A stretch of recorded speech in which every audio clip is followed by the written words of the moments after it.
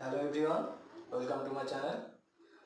Today I am discussing the chemical reaction of haloalkane.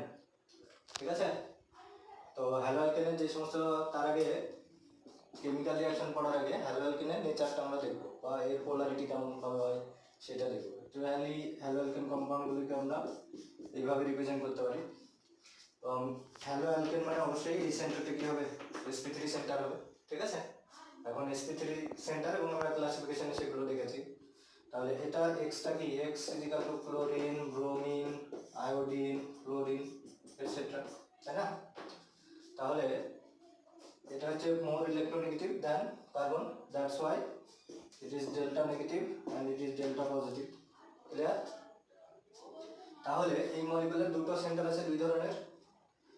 তার মানে এই সেন্টারটা একটা যে কি নিউক্লিওফাইল বা নিউক্লিওফিলিক ইন নেচার, তার মানে ইলেকট্রন রিচ সেন্টার, আর এই সেন্টারটা হচ্ছে electron deficient centre, electron deficient centre.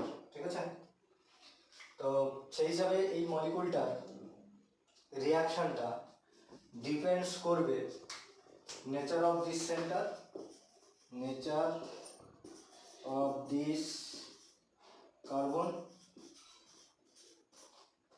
and nature of this atom। ঠিক আছে, তো কিভাবে কার্বনের নেচার কেমন হলে কি হবে রিঅ্যাক্টিভিটি, আর এক্স এর নেচার কেমন হলে রিঅ্যাক্টিভিটি কেমন হয় সেইটা আমরা দেখব। ওকে, তাহলে দেখা যাক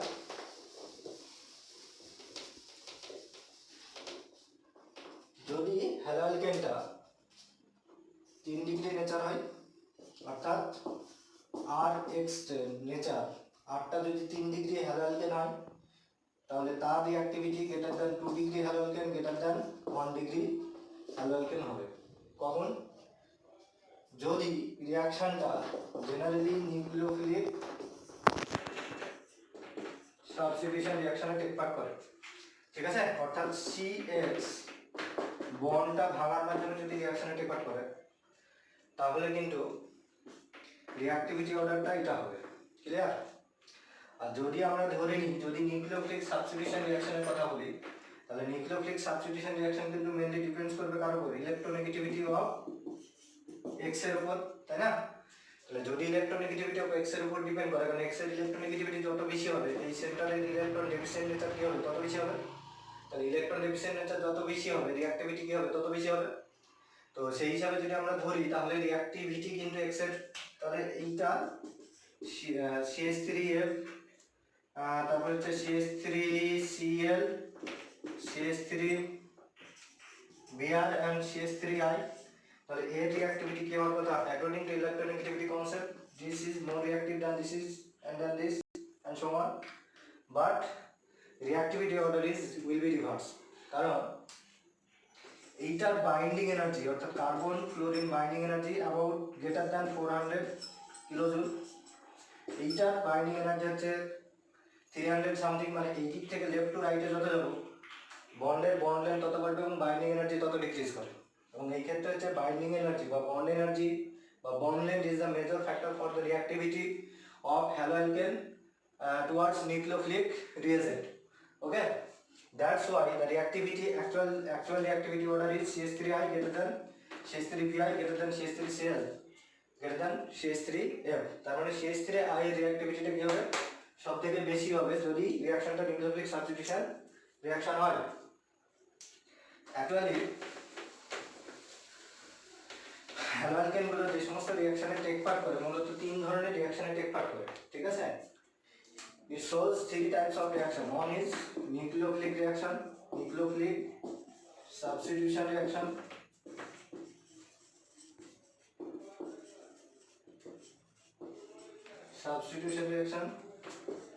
second is elimination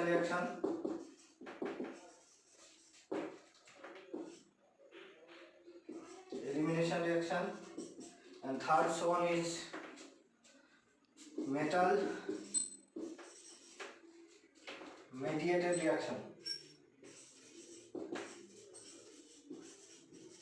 এখানে স্পেসিফিক্যালি আমরা ক্লাস 12 এর জন্য স্পেসিফিক্যালি পড়ব আমরা গিগনার রিএজেন্টের রিঅ্যাকশন। ঠিক আছে, অর্থাৎ Rx থেকে যদি ম্যাগনেসিয়াম ইন ইথার দিই তাহলে এটা কি তৈরি করবে, RmGx তৈরি করবে এবং এটা কনভার্ট হয়ে যাবে তখন নিউক্লিওফাইল।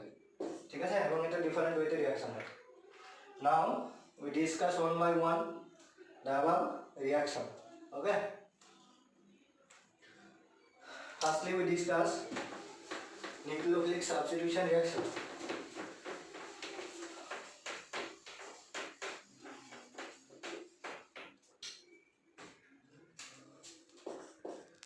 Nucleophilic substitution reaction. ठीक है, तो general representation of nucleophilic substitution reaction is X plus nucleophile থাকবে, then C nucleophile plus X minus। ঠিক আছে, এবার this reaction follows two types of kinetic. Nucleophilic substitution reaction of halogen follows two types kinetics. One is rate of the reaction is equal to K substrate only, অর্থাৎ রেটটা depend করবে সাবস্ট্রেটের উপর। আর দুই নম্বর হচ্ছে রিঅ্যাকশনটা রেট সাবস্ট্রেট অ্যান্ড নিউক্লিওফাইল এর উপর depend করবে, যে নিউক্লিওফাইল ইউজ করেছি তার উপর ডিপেন্ড করবে। তার মানে এই রিঅ্যাকশনটাকে কি বলবো আমরা, ফার্স্ট অর্ডার রিঅ্যাকশন, আর এই রিঅ্যাকশনটাকে কি বলবো, সেকেন্ড অর্ডার। তার মানে nucleophilic substitution reaction follows two types of kinetics, that is first order kinetics and second order kinetics. First order kinetics means this reaction only depends on substrate, and second order kinetics means reaction depends on substrate as well as nucleophile। ঠিক আছে, এছাড়াও এই রিঅ্যাকশনগুলো আরো different বিষয়ের উপর depend করে, যেমন solvent বা লিভিং গ্রুপের উপর, নিউক্লিওফিলিক নেচারের উপর এটসেট্রা। ঠিক আছে,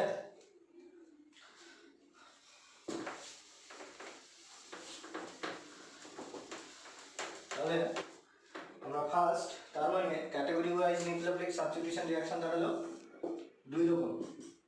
একটা হচ্ছে এসএনন, যেটাকে বলছি আমরা ফার্স্ট অর্ডার ইউনিমলিকুলার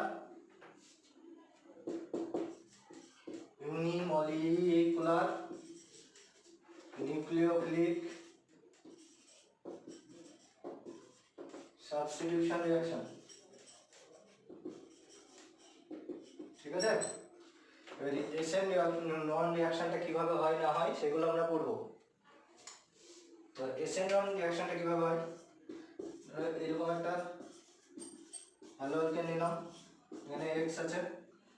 তো ফার্স্টেই কি হয়, যেহেতু আমরা এর রেটটা আগেই দেখলাম যে অনলি কিসের উপর ডিপেন্ড করে, অনলি সাবস্ট্রেটের উপর ডিপেন্ড করবে। তাহলে এই বলটা কি হবে, প্রথমে ভেঙে যাবে,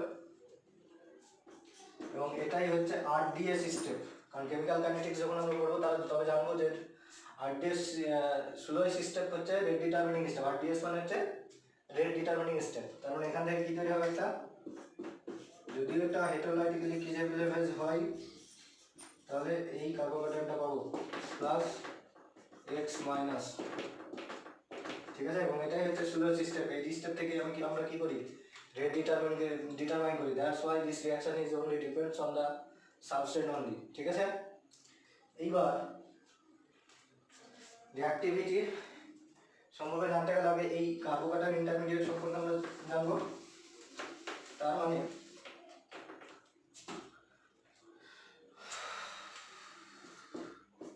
এটা প্লাস, তার মানে এই সেন্টারটা কি হবে, sp3 স্টেটে আছে, sp3 স্টেটে sp2 স্টেটে আছে।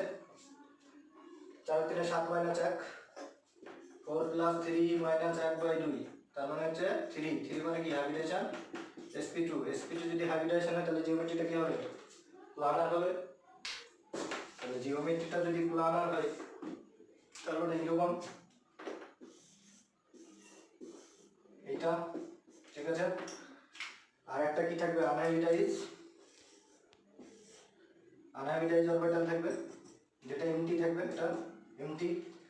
আর এখানে কি আছে, CH3 গ্রুপগুলো যুক্ত আছে এই কার্বনের সঙ্গে, এই গ্রুপের সঙ্গে CH3 গ্রুপগুলো যুক্ত আছে। এইবার যখন আমি নিউক্লিওফাইল দেব, তাহলে নিউক্লিওফাইলটা কি করবে, দুটো দিক থেকে অ্যাটাক করতে পারে। অর্থাৎ এটা এই মলিকিউলটা একটা প্লেন আছে, তাহলে তার লোকগুলো কোথায় আছে, একটা অ্যাবাভ দ্য প্লেন, মানে বোর্ডের এই পাশে আর একটা বোর্ডের ওই দিকে পাবো। তাহলে নিউক্লিওফাইলটা যখন অ্যাটাক করবে তখন এই দিকেও অ্যাটাক করতে পারে, এদিকেও অ্যাটাক করতে পারে, ঠিক আছে।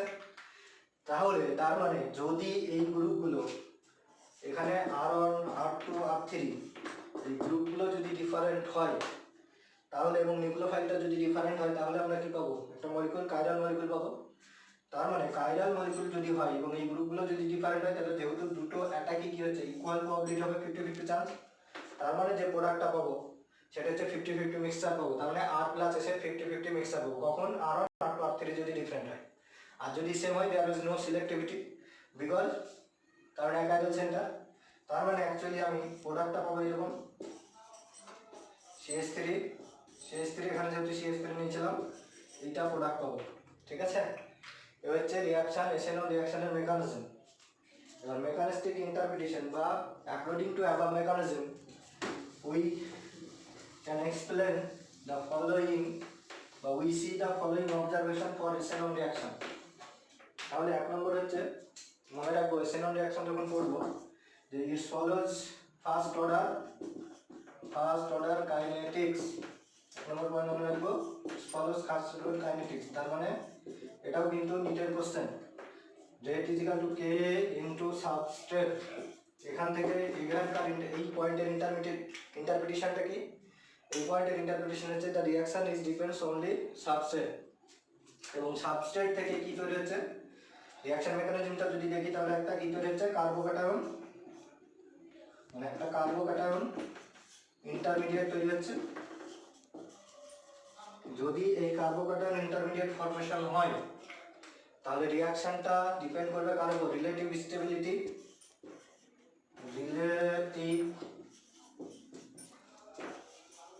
স্টেবিলিটি অফ দিস কার্বোক্যাটায়ন, তাই না।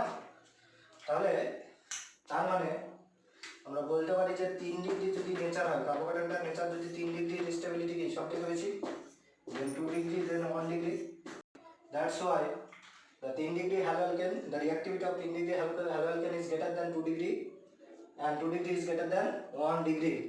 তো এখান থেকে ইন্টারপ্রিটেশন হচ্ছে যে রিঅ্যাক্টিভিটি হচ্ছে হ্যালো অ্যালকেনগুলোর সব থেকে বেশি কার হবে, 3 ডিগ্রি হ্যালো অ্যালকেনের সব থেকে বেশি হবে, তারপরে 2 ডিগ্রি, তারপরে 1 ডিগ্রি, ঠিক আছে। অ্যাবনর্মাল বিহেভিয়ার এখানে আছে।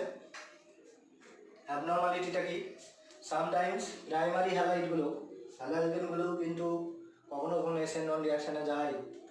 কেমন সেগুলো, যেমন ধরো বেনজাইল CH2X, এটা যদি ভেঙে যায় তাহলে কি তৈরি করবে, এই কার্বোক্যাটায়নটা তৈরি করবে, তাহলে বেনজাইল কার্বোক্যাটায়ন তৈরি করবে, which is কি resonance stabilized. That's why this carbon, if this carbon is 1 degree nature, yet this goes through SN1 reaction. Okay. এছাড়া আরেকটা ইম্পর্টেন্ট এক্সাম্পল, সেটা হচ্ছে যেগুলো হচ্ছে abnormal SN1 reaction. Abnormal SN1 reaction যেমন ধরো এই ধরনের যদি মেটেরিয়ালস থাকে CH2X, তাহলে এটা কিন্তু প্রাইমারি 1 ডিগ্রি নেচার, এই কার্বনের নেচারটা কি 1 ডিগ্রি। এবার এটা ভেঙে যাওয়ার পর কোন ধরনের কার্বোক্যাটায়ন তৈরি হবে, CH2+। এবার এই ধরনের কার্বোক্যাটায়নগুলো হচ্ছে মোস্ট স্টেবল কার্বোক্যাটায়ন। কি কার্বন, মোস্ট স্টেবল কার্বোক্যাটায়ন, ঠিক আছে। কেন মোস্ট স্টেবল, মোস্ট স্টেবল হওয়ার কারণ হচ্ছে যে এই ধরনের সাবস্ট্রেটগুলো, ইন্টারমিডিয়েটগুলো CH2, তার মানে একটা আনহাইব্রিডাইজ অরবিটাল আছে, ঠিক আছে। আর এই সেন্টারগুলো কি sp3 মনে হচ্ছে, sp3 নেচার। sp3 হলে বন্ড অ্যাঙ্গেলগুলো কত ডিগ্রি হবে, 109 ডিগ্রি 28 মিনিট। কিন্তু 109 ডিগ্রি 28 মিনিট যদি এই বন্ড অ্যাঙ্গেলগুলো হয়, তাহলে সাইক্লোপ্রোপাইল লিঙ্কটা ফর্মেশন হওয়ার সম্ভব নয়। সেই জন্য এই লিঙ্কটা হচ্ছে খুব কি হয়, হাইলি স্ট্রেন হয়। According to Walsh this bond is a banana type, আগের দিনও বলা হয়েছে যে এটা হচ্ছে ব্যানানা টাইপ বন্ড থাকে। এই ব্যানানা টাইপ বন্ডের জন্য এই বন্ডটা, এই যে লোডটা আছে, এই লোডটার সঙ্গে একটা প্যারালাল ইন্টারাকশন হয়। প্যারালাল ইন্টারাকশন কারণে কি করে, এই ধরনের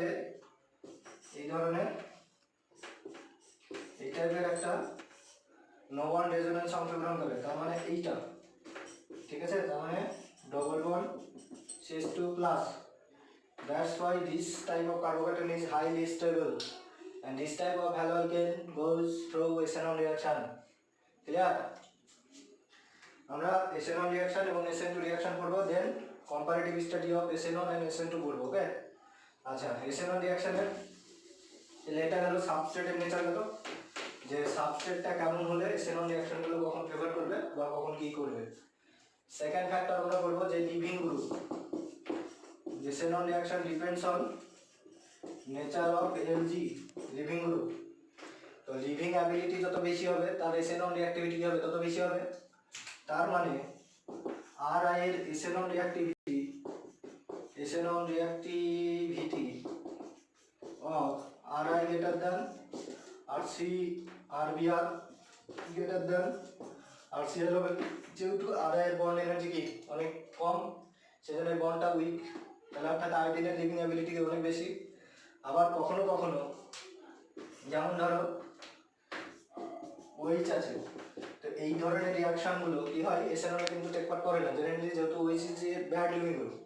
আমরা সেই জন্য কি করি, অনেক সময় রিয়াকশনটাকে ক্যাটালাইজ করি, H+ বা ZnCl2 এগুলো দিয়ে ক্যাটালাইজ যদি করি রিয়াকশনটাকে, তাহলে কি হয়, গুড লিভিং গ্রুপে কনভার্ট হয়ে যাবে। কারণ H+টা জুড়ে গিয়ে কি হবে, OH2+, আর OH2+ is a good leaving group, তখন রিয়াকশনটা টেক পার্ট করে SN1। তার মানে SN1 reaction also catalyse by catalyst. ঠিক আছে, তাহলে লিভিং অ্যাবিলিটি বাড়ানোর জন্য অনেক সময় আমরা SN1 এ কনভার্ট করার জন্য রিয়াকশন কি করতে পারি, ক্যাটালিস্ট ইউজ করতে পারি। অর্থাৎ কোনো একটা রিয়াকশন ধরো SN1 যাচ্ছে না, ঠিক আছে, বা SN2 যাচ্ছে, তাহলে তখন আমরা ক্যাটালিস্ট ইউজ করে রিয়াকশনটাকে SN1 এ কনভার্ট করতে পারি। থার্ড যে ফ্যাক্টর সেটা হচ্ছে যে এক্ষেত্রে কিন্তু নিউক্লিওফিলিক ফাইলের নেচারটা ব্যাড নিউক্লিওফাইল হবে। ঠিক আছে, nature of nucleophile, nature of nucleophile, এটা কি হবে, SN1 হতে গেলে ব্যাড নিউক্লিওফাইল হতে হবে। আর ব্যাড নিউক্লিওফাইল হলে কি হবে, যে এই ধরনের ব্যাক সাইড যে অ্যাটাকটা নিউক্লিওফাইল সহজে করতে পারবে না, আর নিউক্লিওফিলিসিটি কম হলে আগে ভাঙবে, তাহলে কমপ্লিটলি এটা পজিটিভে যাবে, তারপরে রিঅ্যাকশনটা টেক পার্ট করবে, তাহলে তখন ইজি হবে ফর SN1 রিঅ্যাকশন। ফোর্থ যে ফ্যাক্টরটা সেটা হচ্ছে সলভেন্ট ইফেক্ট। মানে ফোর্থ ফ্যাক্টরটা হলো solvent effect. Solvent effect, solvent effect, solvent ইফেক্টে কি, যেহেতু আমাদের SN1 রিঅ্যাকশনের ইন্টারমিডিয়েটে কি কার্বোকাটায়ন, তাহলে যদি পোলার কোটিক সলভেন্ট ইউজ করি, পোলার কোটিক সলভেন্ট ইউজ করি, তাহলে কি হবে, ওয়াটার মলিকুলগুলো দ্বারা এখানে হাইড্রেটেড হবে বা সলভেশন করবে। তাহলে কার্বোকাটায়নগুলো সলভেশন হওয়ার জন্য পোলার সলভেন্ট মলিকুলে জেনারেলি SN1 রিঅ্যাকশন কি হবে, ফেভার করবে। ক্লিয়ার? তাহলে SN1 reaction favour in polar solvent. Non polar সলভেন্টে কি হবে, নন পোলার সলভেন্টে যেহেতু কার্বোকাটায়ন ইজ আনস্টেবল বা সলিডেড হবে না, সেই জন্য নন পোলার সলভেন্টে জেনারেলি ডিসফেভার করে। তাহলে পোলার কোটিক সলভেন্টে যেমন ইথানল, ওয়াটার, এতে ভালো হবে। Now we discuss about SN2 reaction বা bimolecular nucleophilic substitution reaction. SN2 reaction মানে হচ্ছে বায়োমলিকুলার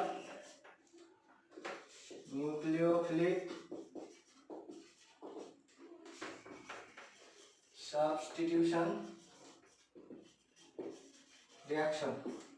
এটা পড়ার আগে এক নম্বর পয়েন্ট আমরা মনে রাখবো যে দিস রিঅ্যাকশন ইজ কি, biomolecular second order kinetics follow করবে। তার মানে রেট ইজ ইকুয়াল টু হচ্ছে কে সাবস্ট্রেট এন্ড নিউক্লিওফাইল। ওকে, তাহলে সাবস্ট্রেট এবং নিউক্লিওফাইল বোথ এর উপর ডিপেন্ড করবে। তো according to kinetics study the mechanism of this reaction is following. তাহলে রিঅ্যাকশনের মেকানিজমটা কেমন হবে সেটা আমরা দেখব। তো কি হয় এখানে, সাপোজ ধরো নাইট্রোজেন X নিলাম,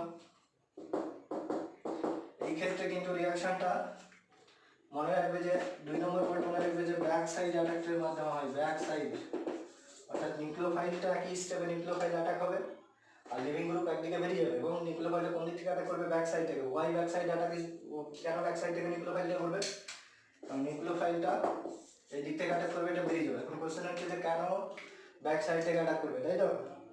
তাহলে সাপোজ ধরো আমি চেয়ারে বসে আছি, তো চেয়ারে বসে থাকলে তোমরা যদি এখন কেউ যদি আমাকে সামনে থেকে অ্যাটাক করতে আসে, তাহলে আমি কী করবো, নিশ্চয়ই সামনে থেকে আমি বাধা দিতে পারবো। কিন্তু যদি পেছন থেকে কেউ অ্যাটাক করে তাহলে আমি কি বাধা দিতে পারবো? পারবো না। তাহলে অ্যাটাকটা পেছন দিক থেকে কি খুবই ইজি, তাই না? এখানে কি হয়, এটা যেহেতু নেগেটিভ পার্ট, তার মানে কি এটা নিউক্লিওফিলিক নেচার, নিউক্লিওফাইল অলসো কি ইলেকট্রন ডিস, এবার নিউক্লিওফাইলটা যেহেতু ইলেকট্রন ডিস সেন্টার, তো এই দিক থেকে যখনই অ্যাটাক করতে যাবে এখানে কি হবে, একটা ইলেকট্রনিক রিপালশন হবে। তো ইলেকট্রনিক রিপালশনের জন্য কি হবে, এইদিকে অ্যাটাক করতে পারবে না। আর একটা কারণ হচ্ছে এক্স ইলেকট্রন টেনিংয়ের জন্য এটা কি হবে, ইলেকট্রন ডেফিসিয়েন্ট নেচার। এবার যত ইলেকট্রন ডেফিসিয়েন্ট নেচার হবে এই বন্ডের ইলেকট্রনগুলো কি হবে, তত নিউক্লিয়াসের দিকে যাবে। তার মানে এই দিক থেকে যদি অ্যাটাক করে ব্যাক সাইড দিক থেকে, তাহলে কিন্তু ইজি হবে, ঠিক আছে? তার জন্য সবসময় SN2 reaction attack from back side. তাহলে ট্রানজিশন স্টেপটা কি হবে, ট্রানজিশন স্টেপটা হচ্ছে এরকম, এই হাইড্রোজেন নিলাম, হাইড্রোজেন আছে, তাহলে নিউক্লিওফাইল এদিক থেকে অ্যাটাক করছে, এদিকে লিভিং গ্রুপটা বেরিয়ে যাচ্ছে, মানে এক্সট্রা বেরিয়ে যাচ্ছে। এরপরে ফাইনালি কি হবে, এটা বেরিয়ে যাবে, দিয়ে আমি nucleophile C, hydrogen hydrogen hydrogen, এটা প্রোডাক্ট পাবো। এখন কোশ্চেন হচ্ছে যে যেহেতু নিউক্লিওফাইলটা ব্যাক সাইড থেকে অ্যাটাক করছে এবং লিভিং গ্রুপ যেদিকে আছে ঠিক তার অপোজিটে কি হচ্ছে, নিউক্লিওফাইলটা অ্যাটাচ হচ্ছে, কারণ stereochemistry of this reaction is reverse of the reactor বা সাবস্ট্রেট। অর্থাৎ সাবস্ট্রেট যদি আর কনফিগারেশনে থাকে তাহলে রিয়াক্টর কি প্রোডাক্ট কি হয়ে যাবে, এস কনফিগারেশন। কখন, যখন এই কার্বন সেন্টারটা কাইরাল ইন নেচার হবে, অর্থাৎ এইখানে হাইড্রোজেনের জায়গায় যদি R1 R2 R3 ইউজ করি, তাহলে আমরা কিন্তু এখানে প্রোডাক্ট যেটা পাবো, এটা যদি R নিয়ে করি তাহলে এই প্রোডাক্টটা পাবো এস কনফিগারেশন। তার মানে 3 নম্বর পয়েন্ট ইম্পর্টেন্ট পয়েন্ট মনে রাখবে যে SN2 রিঅ্যাকশনে ইনভার্সন অফ কনফিগারেশন হবে, প্রোডাক্টের ইনভার্সন ঘটবে, ঠিক আছে? এই পয়েন্টটা ভেরি ভেরি ইম্পর্টেন্ট যে SN2 রিঅ্যাকশনের প্রোডাক্টে কি হয়, প্রোডাক্টের স্টোকেমিস্ট্রি ইনভার্সন। SN1 কি হচ্ছিল, মিক্সচার অফ প্রোডাক্ট করছিলাম, কারণ কি সেখানে একটা কার্বোকার্বন ইন্টারমিডিয়েট তৈরি হচ্ছিল এবং সেখানে দুটো লোক ছিল, above the plane below the plane equally attack হচ্ছিল, কিন্তু ইনভার্সন অফ কনফিগারেশন হবে, ঠিক আছে? তাহলে এ হচ্ছে মেকানিস্টিক পাথ। এইবার এই মেকানিস্টিক পাথ অনুসারে এই রিয়াকশনগুলো কোন কোন বিষয়ের উপর ডিপেন্ড করে সেগুলো আমরা আলোচনা করব। তাহলে দিস রিয়াকশন অর্থাৎ SN2 রিয়াকশন ডিপেন্ডস অন, 1 নম্বর হচ্ছে যে নেচার অফ, 1 নম্বর মনে রাখবে নেচার অফ সাবস্ট্রেট, তাই না? নেচার অফ সাবস্ট্রেটের উপর ডিপেন্ড করবে কিরকম, যদি যেহেতু রিয়াকশনটা কি হচ্ছে ব্যাক সাইড থেকে অ্যাটাক করছে, তাহলে ব্যাক সাইডে যদি অ্যাটাক করে, মানে ধরো আমি চেয়ারে বসে আছি বা আমি কোনো জায়গায় গেছি কিন্তু পেছনে বডিগার্ড লাগিয়ে দিয়েছি, তখন যদি বডিগার্ড থাকে তাহলে ব্যাক সাইডে অ্যাটাক করতে পারবে, নিশ্চয়ই পারবে না। তার মানে এইখানে যদি এই যে R1 R2 R3 গুলো যদি বাল্কি নিই, ঠিক আছে, দ্যাটস ওয়াই এর নেচার যদি 3 ডিগ্রি বা 2 ডিগ্রি হয় বা 3 ডিগ্রি হয়, তাহলে SN2 রিঅ্যাক্টিভিটি কি হবে, কমে যাবে বা SN2 রিঅ্যাক্টিভিটি হবে না, তাই না? তাহলে আর যত বাড়বে বা এর নেচার 3 ডিগ্রি যত হবে, তাই SN2 রিঅ্যাক্টিভিটি কি হবে, তত কম হবে। তার মানে প্রাইমারির ক্ষেত্রে SN2 রিঅ্যাক্টিভিটি সবথেকে বেশি হবে। তাহলে SN2 reactivity is the reverse of SN1 reactivity. তার মানে 1 degree reactivity greater than 2 degree greater than 3 degree হবে। এই হচ্ছে নেচার অফ সাবস্ট্রেট, ঠিক আছে? তবে কখনো কখনো সামটাইম আমি SN1 রিঅ্যাকশনকে SN2 তে কনভার্ট করতে পারি, SN2 কে SN1 এ কনভার্ট করতে পারি। SN2 কে SN1 এ কনভার্ট করতে হলে কি করতে হবে, অর্থাৎ 1 ডিগ্রিকে যদি SN1 এ কনভার্ট করি তাহলে আমি ক্যাটালাইজ করতে হবে রিঅ্যাকশনটাকে, মানে লিভিং অ্যাবিলিটি বাড়াতে হবে। সেকেন্ড যে ফ্যাক্টরের উপর ডিপেন্ড করবে SN2 রিঅ্যাকশনটা, সেটা হচ্ছে যে nature of nucleophile, nature of nucleophile, ঠিক আছে?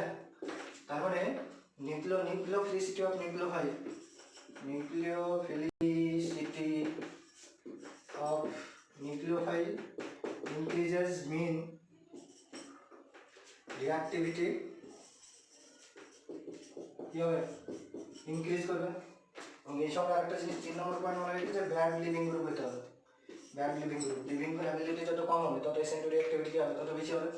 এবার নিউক্লিওফাইলের নিউক্লিওফিলিসিটি বা লিভিং অ্যাবিলিটি এগুলো তো আমরা ডিটেলসে GOC পার্টে ক্লাস 11 শিখেছ নিশ্চয়ই।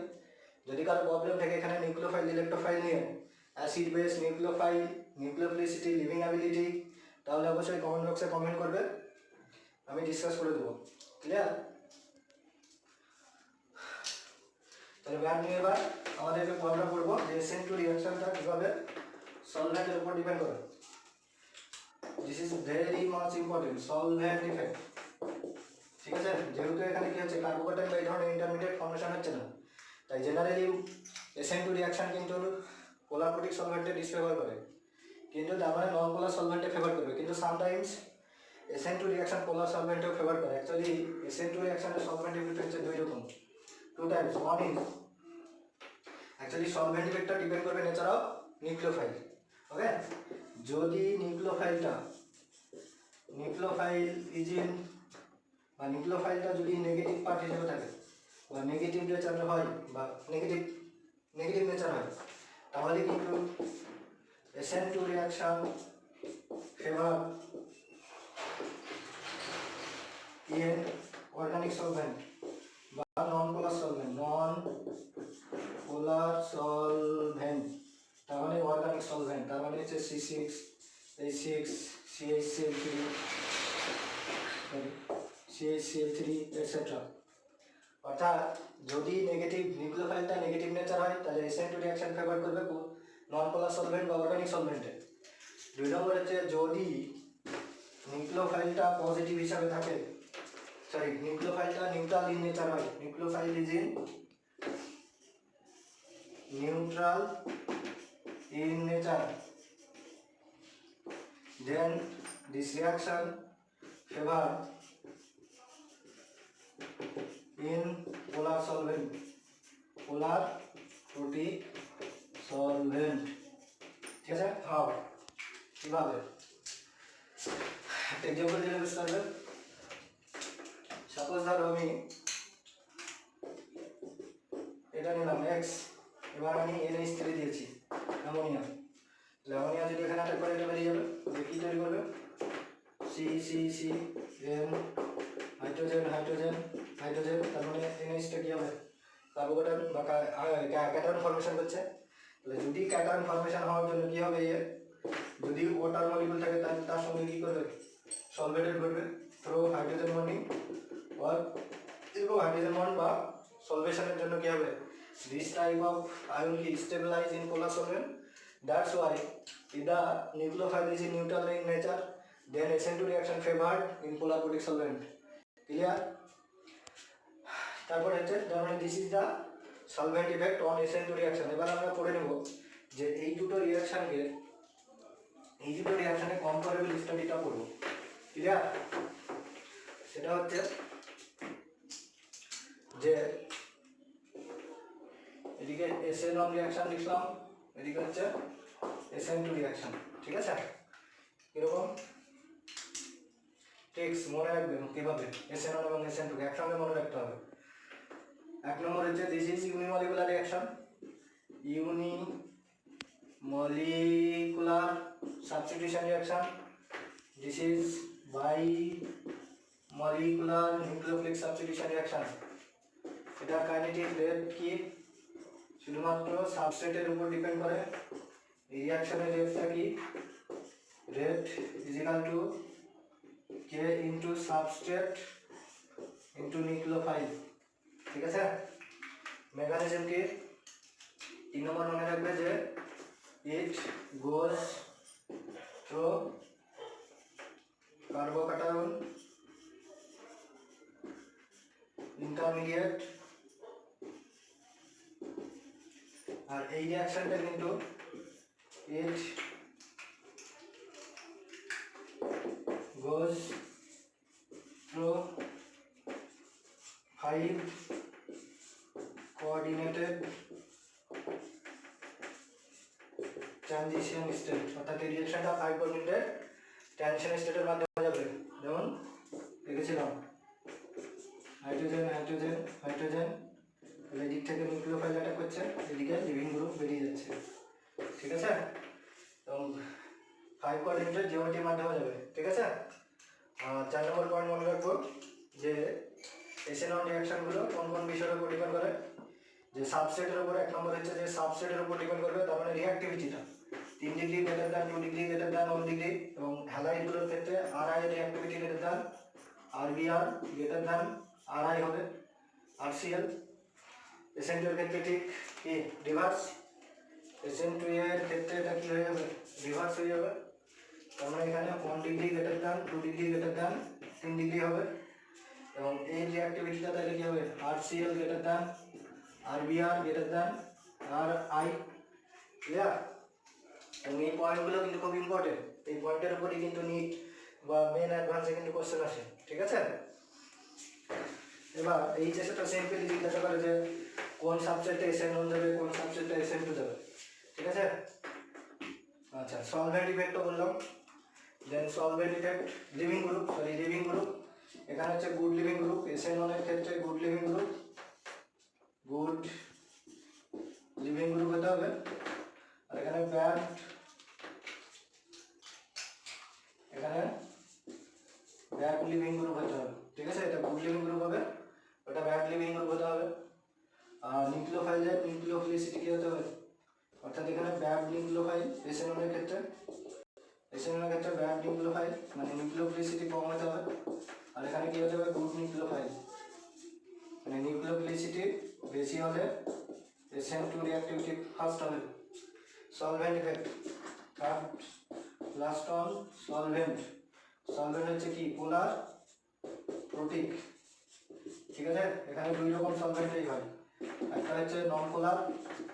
নন পোলার কখন, যদি নিউক্লিওফাইলটা কি হয় নেগেটিভ পার্ট হিসেবে থাকে। আর পোলার সলভেন্ট কখন হবে, 2 নম্বর পোলার কখন, যদি নিউক্লিওফাইলটা নিউট্রাল ইন নেচার হয়, নিউট্রাল নিউক্লিওফাইল যদি হয়, ঠিক আছে। আর একটা হচ্ছে স্টিওকেমিস্ট্রি।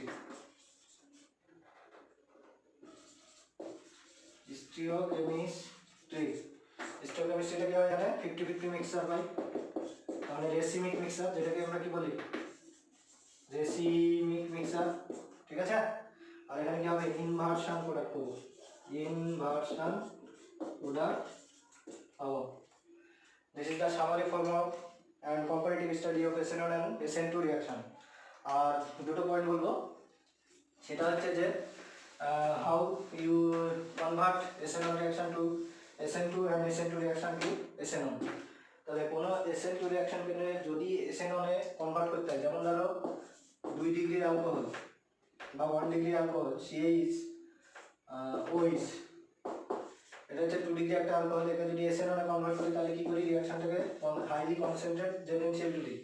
তাহলে ZnCl2 দিলে কি হয়ে যায়, মানে অ্যাকচুয়ালি হ্যালোজেনের প্রিপারেশন, তাহলে এটা কি হয়ে যাবে OH প্লাস ZnCl2 হয়ে যাবে, এটা ইজিলি ভেঙে যায়।